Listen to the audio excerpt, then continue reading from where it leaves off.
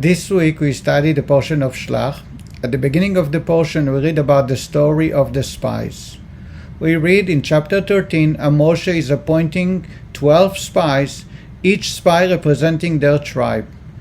Verse 8 reads that Manatee Ephraim, the tribe of Ephraim, Hoshea bin Nun. Hoshea bin Nun was the person appointed to represent. Later on, in verse 16, we read, Eile Anashim, these are the people that Moshe had appointed to scout the land. Vaikra Moshe leHoshea bin Nun Yehoshua.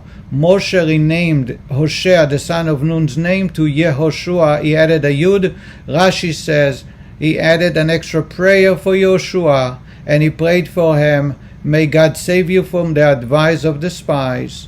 And that's why I added the Yud. The Yud before the Hey of the name Hoshea together makes God's name, as so to say an extra prayer, an extra protection for Yehoshua to do the right thing.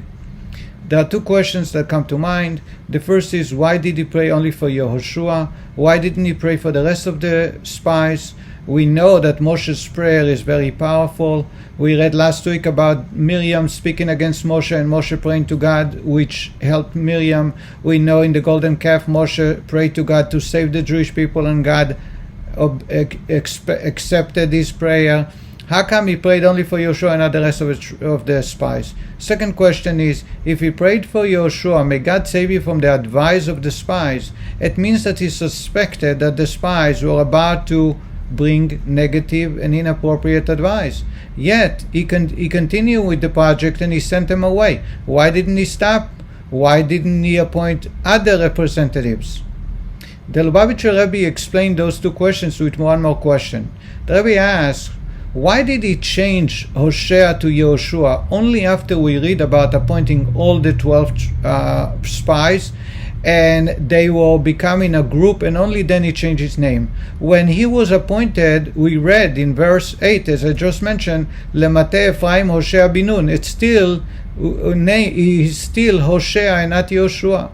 Moshe, if he added an extra pair, could have renamed him at the beginning when he appointed him as a representative. Therefore, says the Rebbe, and as in verse 3 of chapter 13 we read, Kulam Anashim Rashei Bnei Israel Hema. Rashi said that when they were appointed, they were kosher people, meaning they were very righteous and they had only good intention, and they were properly behaving as leaders of each one of their tribes. However, after they were appointed for a project and they got together as a group, now the dynamics have changed. What happened was, even those individuals, they were very well intended to do the right thing, but as they became a group, Moshe watched how things are changing, and he suspected that perhaps, he wasn't certain, that perhaps they will not do what's right. And that's when he figured it's time to change Hoshea to Yehoshua. That's why the change of his name became only after they all were appointed and became known as the group of the spies. Even though, for sure, says the Rebbe, Moshe prayed for the successful of their mission and he prayed for each individual spy. The Torah does not bother recording it, as the Torah did not record everything about Moshe's life. We don't read in the Torah about the study of Torah of Moshe. We don't read in the Torah about Moshe's performance of the mitzvot. So the Torah did not record that he prayed for the spies, but he surely did.